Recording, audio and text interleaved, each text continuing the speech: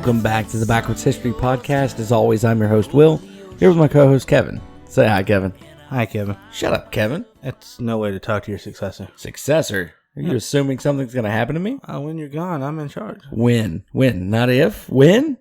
Speak in absolute. Oh, it's like you're planning that I won't be here so you can take over. That's certainly one way to look at it. Might be the plans of some other people. A certain possibility. But before we get to that, we want to let you know to go do all those social media thingy things. Go like, share, subscribe, Facebook, Twitter, Instagram. Go subscribe to us on Apple Podcast and go check out Mike Ramsey Music. He's the guy responsible for the intro and outro. And, apparently we're doing something right here because, again, like we said last week, we've been nominated for the People's Choice Podcast Awards in Society and Culture. And we want to say another huge thank you to all of our listeners. Oh, yes. Definitely thank you. All of our listeners and those who went and nominated us. We really appreciate it because that was a big goal for us since we started this over a year ago now. It was a huge goal. So now we have to film an acceptance video, even if we don't win. They want everyone in the slate to do it because we get to find out if we win. At the same time, everybody else finds out if we win. Exciting. And we will be hosting a watch party on our Facebook. Not entirely sure of the date. We will definitely give you a heads up in the episodes leading up to it. But like we were getting at in the intro. Oh, yeah. There's a situation that has recently come up of a particular vice presidential hopeful now. Mm-hmm. Given the, I don't want to say obvious, and I don't want to downplay this because it's a very real thing for many Americans, but the senile or seemingly senile pre-Alzheimer-esque nature of a presidential hopeful, we kind of wonder if the VP pick, the running mate, as it were, the air quotes running mate, might have been picked mainly for her ability to succeed him as president, should he be deemed unfit to hold the office, which dude's barely fit to hold a rally or give a speech. But we're talking about Joe Biden and Kamala Harris. And I'm not a fan of the idea of VP Kamala Harris, and I'm definitely not a fan of the idea of President Kamala Harris. No, tell us how you really feel. No, that comes later. But we wanted to take this opportunity to talk about, because a lot of people think, oh, it's so rare that the vice president takes over for the president. It just doesn't happen. That's not going to happen. But it has several times. And we want to take this opportunity to talk about the significant times that has actually happened in the history of our country. And for that, we have the resident historian, Kevin himself. That's right. Shut up, Kevin. We've already done that part. Anytime someone mentions the Vice President of the United States, my mind always goes back to the scene in I think it was a Disney Channel original movie, Heavyweights. I remember the name, but I'm not entirely familiar with the context. I'm just one of those people, my mind holds on to random things. Wait, Heavyweights like Camp Heavyweights? That's the way. Ah, that's a good one. Anyways, they're doing the decathlon or relay race or something, and one of the things they have to do is name 5 U.S. vice presidents, and that's something that always stuck with me. It's like, well, does anybody really know 5 U.S. vice presidents just off the top of their head? And that's just one of those things. Like, that's one of those questions that can really catch you off guard. Ooh, I do. But yeah, we're nerds here. Total nerds. But when it comes to the vice presidency, it's an office that has had a rather, I'm gonna go with uncoordinated history. Lackluster? A little lackluster, but it's one that's But just the presidency has had a lackluster history, so... true. The vice presidency has never really had a strong consistency until here, kind of recent. When the presidency and everything was first set up, way back when our buddy George Washington was in charge, the vice president, once they started to hold elections, the vice president was the individual who got the second most votes. So, like, for instance, in the 2020 election, if Trump won, well, I don't know if it applies to incumbents. I'm not really sure. But let's say that this was the first go round for Trump and Biden. If Trump wins, Biden would be his VP, or if Biden won, Trump would be his VP. That would be a very, very interesting presidency, I'll have to say. But that's how it would have been back in Washington's time. Right. So in the election during 1800, Thomas Jefferson and Aaron Burr, they tie. Aaron Burr, as in the guy who shot and killed Alexander Hamilton. Yeah. There we go. That's the guy. Yeah. Go back to a previous episode to hear about Aaron Burr and Alexander Hamilton. Jefferson is ultimately declared the winner by Congress. And so that's when they realized, hey, this whole thing of VP being the guy who gets the second amount of votes isn't always going to work, because they're probably not going to work together very well. You're going to have two people who more likely are going to differ on key issues. So they decided, you know what? Let's go ahead and let's change that, because say the first guy wins, second guy, they just don't get along. Not a lot's going to get done. So they end up changing where you pick your running mate. Now you fast forward and you have John Tyler, who takes over after President William Henry Harrison dies in office. A sad story with Harrison. He gave the longest inauguration speech in history while it's raining outside, very cold. Yeah, also discussed him on a previous episode. And he dies about a month in the office. Well, once again, the vice presidency has an unclear path, because there's really no clear line of succession. Is the vice president supposed to take over? And they even talked about having a whole nother election. And, Tyler's just going to kind of hold a placeholder while we elect somebody else.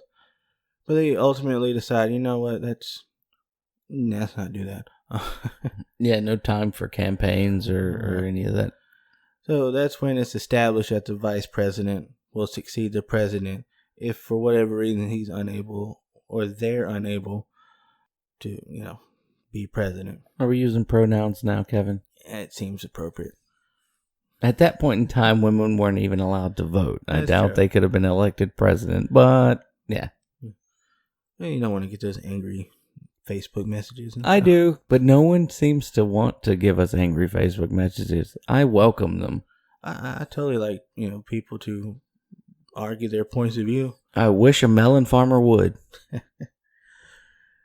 Anyway. So early on in the presidency, we have issues with the VP of who gets to be the vice president.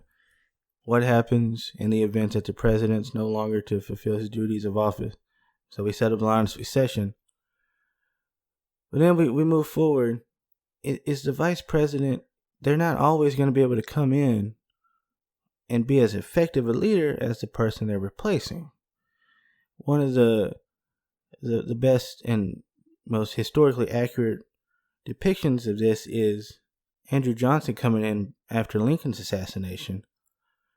Lincoln's plan for Reconstruction after the Civil War was very lenient and very forgiving. It was one that would have, many historians would argue, would have made the transition a lot smoother. Johnson, a bit of a grudge holder. He ended up being very, very heavy-handed. Very. Which led to economic depressions and a lot of hurt feelings. Moving forward, we get to the only man never to be elected president who holds the office of presidency, Jerry Ford. Now this is a funny story how this turns out. Nixon's president, his VP, who he chose, Spiro Agnew, his VP gets in trouble. I believe it was over something to do with his taxes, either fraud, tax evasion, or something. So he resigns. And by the 25th Amendment, Nixon's allowed to pick his replacement. He picks Gerald Ford, who at the time was just a representative. Right. So he picks Ford, and a little while later, Nixon resigns. So now you have a man who was never on any major party ticket, who's now president. He was voted on by a state, and that was it. And that's another one of those funny things in history of it just kind of happened. We didn't have any precedent for it.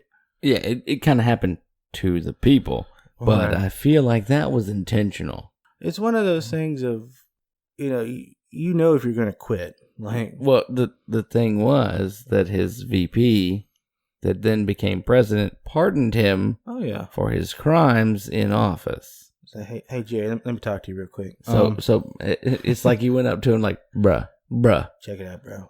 I got this sweet deal for you. You can become president if like I'll appoint you VP. I'ma leave and you can have it if you agree to pardon me when I'm done. Don't tell nobody because they might not understand. Right. Because I am, air quotes, not a crook. There you go. But that's one of those things of, that was really convenient, wasn't it? And there have been other vice presidents who succeeded the president, mostly in the event of their death, with the exception of Ford, with a resignation. One of which was after a very charismatic president with red hair got his brain splattered all over his Cadillac in the middle of Dallas. Oh yeah, that's the one we wanted to kind of save for last on that one. There's always so much to talk about when it comes to Kennedy. And old LBJ. Yeah, that's the one. Anytime people talk about Johnson, taking the oath of office on Air Force One, all I can think about is, Mrs. Kennedy. Jackie O is right there. Right there. Still got blood on her. Was it a blouse or? I think it was a pantsuit or something. Right.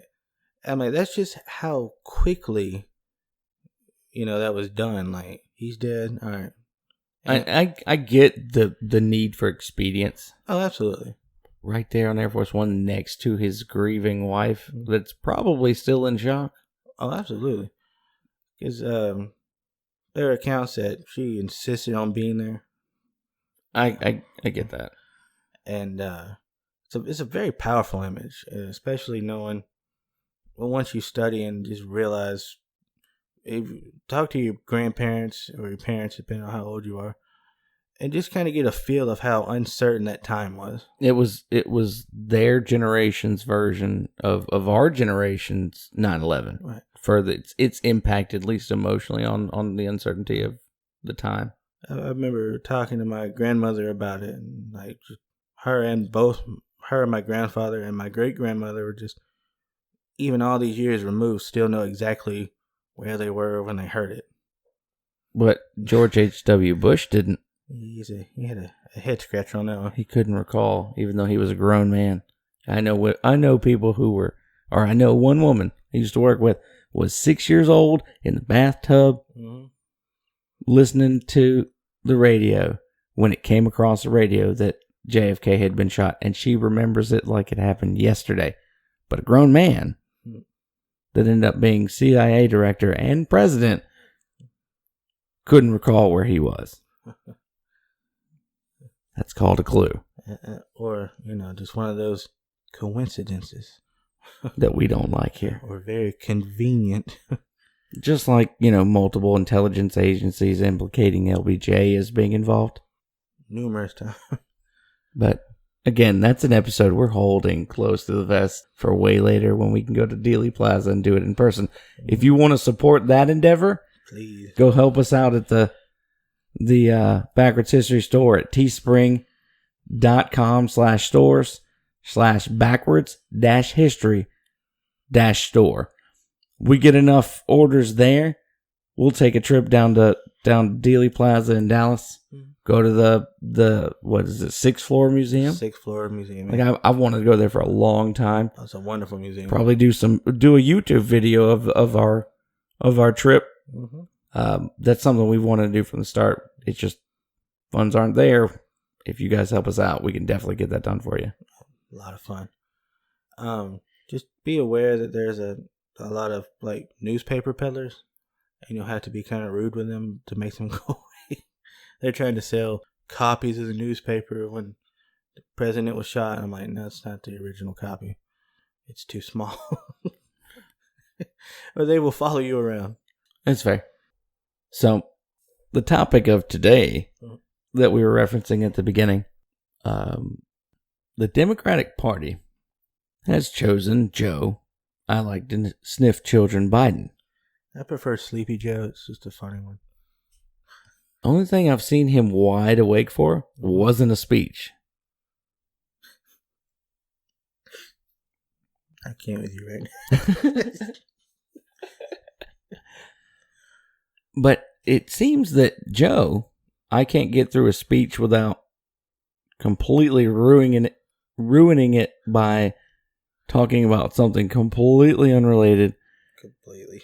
2 minutes later, or 2 seconds later, just depends, has chosen Kamala Harris as his running mate.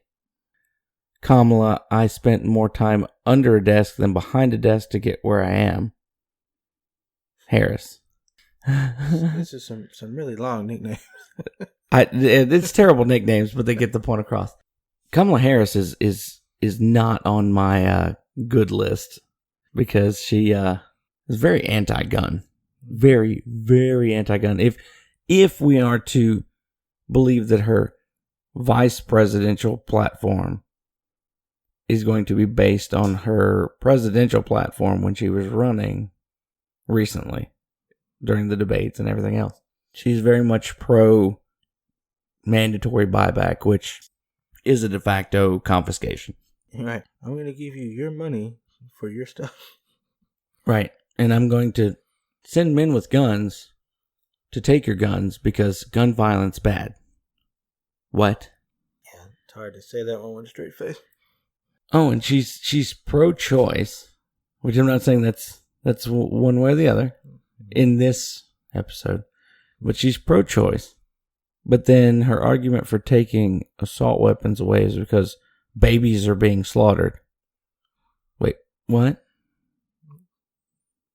Yeah, I'm just going to leave you with that one. I'm not going to go too deep into that one. But the problem I have is Joe can barely get through a press conference without talking complete and utter nonsense.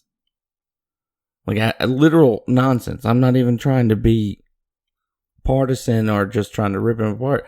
Like, dude literally shows clear signs of early dementia. So I feel like his VP pick is picked only for her possible ability to take over should he be deemed unfit, which I feel to be a very, very possible conclusion and in the very near future. Well, that does, have to depend on if he wins. Oh yeah, but I'm saying, like, right. I'm assuming should he win, right? That's something that has been discussed by, a lot of people. It's one of those things like, well, if I'm thinking it, I'm sure they've thought of it already. Exactly. So that's a scary prospect for either one of them to be president. So I don't know. I value my constitutional rights too much to even go that direction. Right. So we see that it's happened in the past. A lot of people think it can't happen, but it has happened a lot because Trump's only number 45. Yeah. We've had 9. There have been 48 VPs, and there's a history of, deal making with the vice presidency office, scratch my back, I'll scratch yours. Right. And, and that always was the greatest result. And on top of that, Kamala Harris is being pandered as the first African American female, first African American VP, but also first African American female VP, first female VP. So it's the whole let's make history play all over again. But she's not African American. Her parents are Indian and Jamaican. Yeah. So I don't know. It feels a little odd to me. Everything's being played in a very odd fashion this election. Everything will get back to normal after November. Oh, I'm sure. Come November 3rd, one side or the other will have miraculously cured COVID. Save the world. Save the world. So, but as always, we're just two guys in a microphone. We don't want you to ever take us as experts. We don't want you to take anything we say as fact. We just want you to do your own research, form your own opinions, trust, but verify.